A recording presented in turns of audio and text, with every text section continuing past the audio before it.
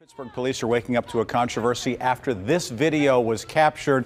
Police officers with a person on the ground. Before you think about putting on goggles and getting out your work gloves and your saw, you may want to sit tight. The most important thing is to make sure you contact your insurance company.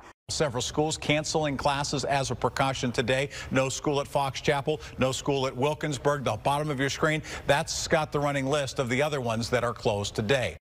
Just based on the eye test, if you look at the numbers coming and going, it appears there aren't as many drivers. And that's bad news for an agency already facing billions of dollars in debt. It's about time we push up into those numbers that start with a 7. All the winter long we had numbers that had 7, but it was like 17. That is the official detour around that area. Right. There are a lot of other ways that you can get around that, but so many of them are going to just be 2-lane roads. Water leaking down around the base of this toilet indicates that there's a problem with a wax ring that basically seals between the toilet and the flange itself that goes down into the drain. We're going to fix that. Shouldn't take us more than about 20 minutes. After what happened in Iowa, any concerns that you have regarding irregularities in voting, getting votes in a timely fashion, but at the same time, an accurate fashion? There's a certain excitement about opening day. Whether you're a baseball fan or not, you get a sense that spring is just around the corner. And looking forward to blue skies and sunshine and temperatures in the 60s today. New video that has also come in, 6 different cameras on a Port Authority bus in that area that would show additionally things that happened in that particular drive-by. Jeffrey Finkelstein of the Jewish Federation of Greater Pittsburgh says that things become very real now that you hear those names. That's where you're seeing a lot of those outages. More than 100,000 right now in western Pennsylvania alone. The closed sign will come down. People will come out. They'll take the covers off the campers and they will be set for the season. For Gary and for his family, it's a day that could not get here fast enough.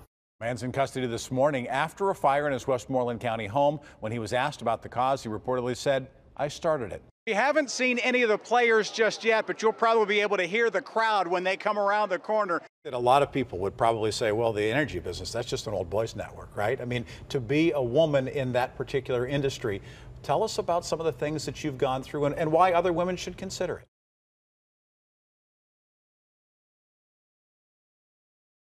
Right now on the KDKA TV Morning News, a woman now faces charges after the death of her son. The latest details in that case weeks after the child died. Also, more information as crews pulled a man's body from a lake last night, what was found near his body, and more details surrounding his death. Plus, the governor is expected to sign a bill to help restaurants during the coronavirus pandemic. I'll tell you where you could pick up your cocktails to go. Thanks so much for joining us on this Thursday. It's the 14th of May. I'm Rick Dayton on KDKA and CBSN Pittsburgh. Let's get a check of that forecast now as meteorologist Ron Smiley has the numbers for us. Ron? Coming up on 2 minutes past 5 o'clock, and we do have a traffic alert to pass along this morning, an important one for drivers in the Highland Park neighborhood. Pittsburgh Public Safety is going to be testing the floodgates along Washington Boulevard. That'll be about 8 o'clock this morning. A portion of the road is going to be closed between 8 and 8:30 for that test. Drivers are asked to avoid the area, or if you go through that way, expect delays around the Zone 5 police station. Happening overnight, a fire destroys a home under renovation in Newcastle. That fire started about 11 o'clock last night on Pennsylvania Avenue. Flames spreading to a home next door, waking a man who lives there. Now, he did manage to get out of the home safely. Says the couple had been renovating the house next door where the fire started. They had been in earlier in the day. The cause of the fire is under investigation at this hour. The community outraged following the beating death of a 2-year-old child. The boy's mother and the boyfriend both charged at this point with the child's death. Lindsay Ward joins us now with details on the charges filed against Teresa Fetterman. Lindsay. Police in Armstrong County are investigating a possible drowning in Kiski Township. The coroner says fishermen found an empty canoe at the Apollo Spring Church Sportsman's Club Lake last night.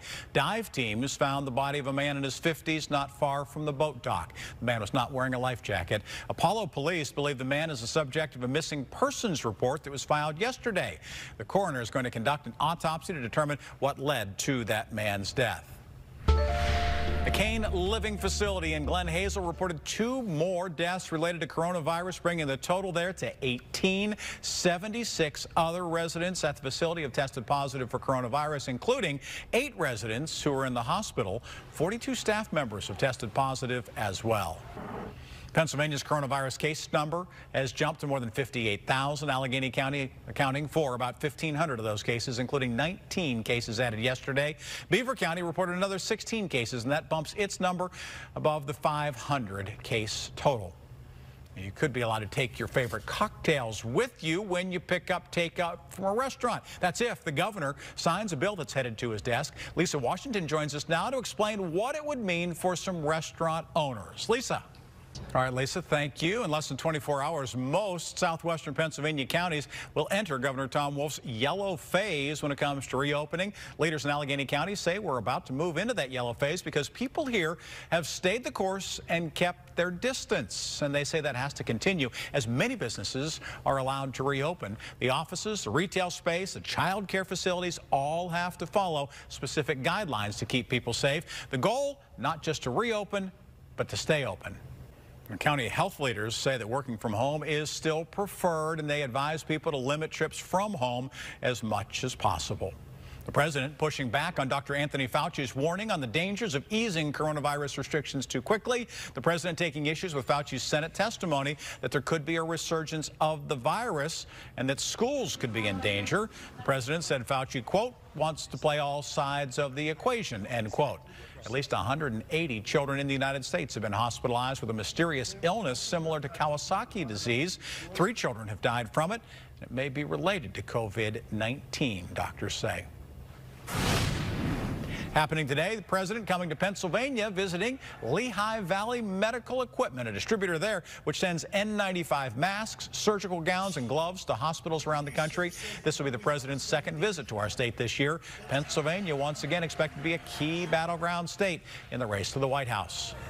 Today on Capitol Hill, an ousted federal official will be front and center testifying before Congress about the coronavirus response. As John Lawrence explains, it was a bleak warning for the remainder of the year, and it could be more than that. Dr. Rick Bright is giving fair warning. Coming up next, Western Pennsylvania getting set to go into the yellow, while the eastern portion of the state stays red, where some business owners gathered to protest that decision. Plus, major aid for schools across Pennsylvania. How much money are they going to get to help with the loss of funding?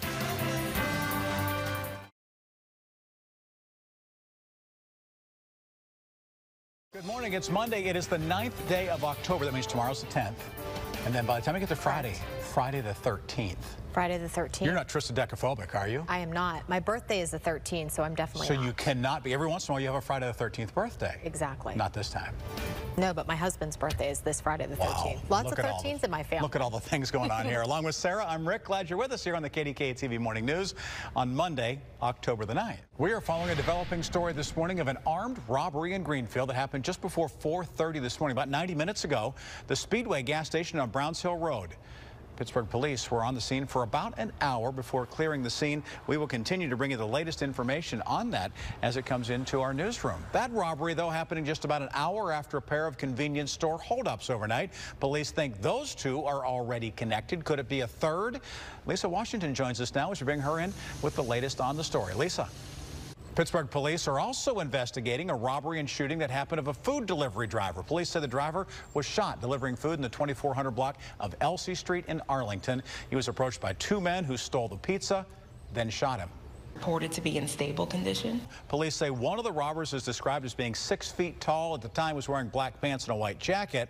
The other 5 feet 5 inches tall, wearing a striped shirt and had on black pants. New this morning, arson investigators are looking into the cause of a fire in Pittsburgh's Troy Hill neighborhood. It started around 11:30 in the 1900 block of Lay Street. Neighbors say they saw the flames and immediately called for help. Neighbors went on to say the family's out of town. They're celebrating a young daughter's birthday. The first floor of that home did sustain heavy damage, and the fire remains under investigation.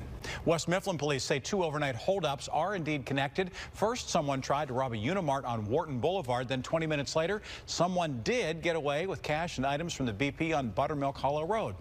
SCI Somerset remains on lockdown. There's a large amount of contraband that's been found outside that facility. The inmates remain locked in their cells. There are no volunteer programs, no visitors allowed. It is the second lockdown in 3 months at that facility. Just checked our family calendar this morning at 8 o'clock today. What's it say right there? It says today. Today is Dot Day. Today is Dot Day. What is Dot Day? Elfinwald Presbyterian Church, where my wife teaches. Today is Dot Day. You have to wear something with polka dots. Oh. Look who got the memo. There we go. You're participating in Dot Day. I am. You're a trendsetter when you don't even realize it. How about that? Participating in Dot Day. Still ahead this morning, several reports of issues with a brand new iPhone. Remember what Samsung went through? Well, now Apple is having to deal with some different sorts of claims about their technology, too.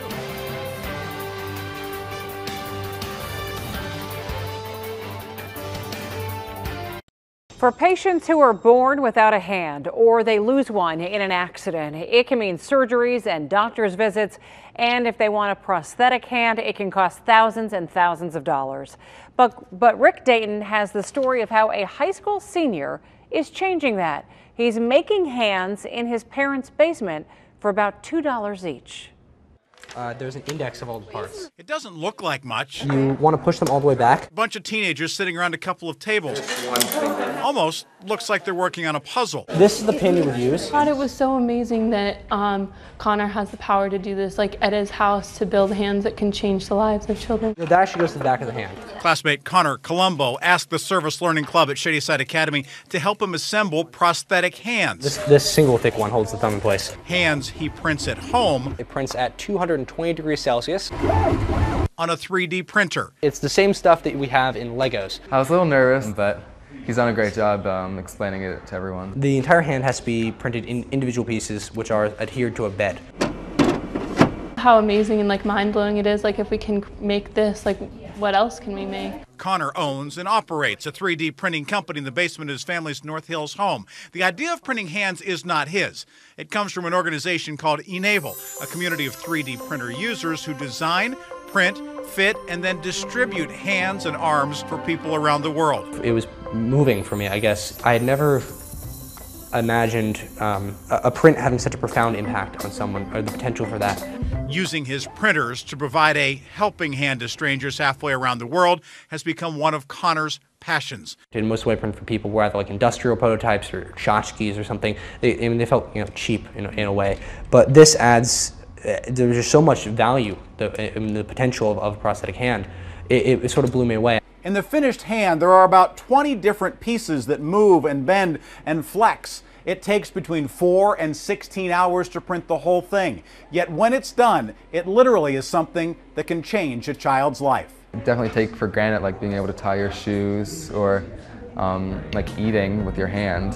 It feels good to make sure that other kids can be able to participate in that too. I think it can really change their lives, that they'll be able to hold things. They just can do things on their own now. It's such a simple feat of engineering, just layers of plastic, and yet it can have such a profound impact on the course of someone's life. Some of the children who received the hands were injured in war, others trying to care for young siblings. It's unfortunately common that they can either get cut or get a hand burned that leads to an infection, that leads to an amputation, and then they lose a hand. They simply can't go to a hospital, work with a doctor, and be fit for a prosthetic that costs thousands. Thanks to Enable, people like Connor, they don't have to. If you have a condition that's pretty well maintained, you can have it come to you. You can just reach out and say, hey, I need a hand, and someone will just come to you and be willing to lend you a hand, which is fantastic. And I guess in this case, quite literally lend you a hand. All because a bunch of kids, some 3D printers, which then produces a hand that looks like this. And one young man's desire to put those pieces together. Rick Dayton, KDKA TV News. New at 5, no phones, no tablets, no computers. For 48 hours, you're probably thinking, I could totally do that, but really, could you? Yeah, well, Rick Dayton challenged a local family to lock up their devices for a weekend, then let our cameras roll to see what would happen. Take a look. Just like your phone going off in the middle of the night, these statistics are alarming. Americans now check their phones on average 150 times per day. I look at it for news quite a bit. While awake, we reach for our phones every 6 minutes. I got a text. It adds up to about 5 hours a day on the phone, and more often than not, we're not making calls. I'm playing Dog Hotel. But what if our phones went away? It might be more difficult for me than most. I'll probably have a couple thousand texts. That's what we asked a North Hills family to do. Give up the electronics, go off the grid for an entire weekend. It's like the funeral of fun. After collecting the phones, the iPods, the tablets, the laptops, and Kindles, There's not a room we don't have electronics in, so this is going to be quite an experiment. we closed the box and taped it shut, and then gave them a surprise. The best part is it's going to stay right there. No, what? It's going to stay right there for the weekend. We asked Point Park University psychology professor Dr. Bob McInerney about just how attached we've become to tech. I think it changes us in ways that we're kind of surprised. Technology shapes our humanity much more than we tend to recognize. Before we left Friday night, we asked the family to record their thoughts about the experiment on a GoPro camera. 4 hours in, not too bad. Only thing is we went out, couldn't keep in touch with our kids. I have a feeling it's going to be harder tomorrow because it's a whole day. Yet after 24 hours, the kids picked up significant changes. He was more talkative and I saw his face more. Well, usually when they have their electronics, they go hide up in their room with them. But now they were like sitting down here more normal. I got more attention. You got more attention? Who'd you get attention from?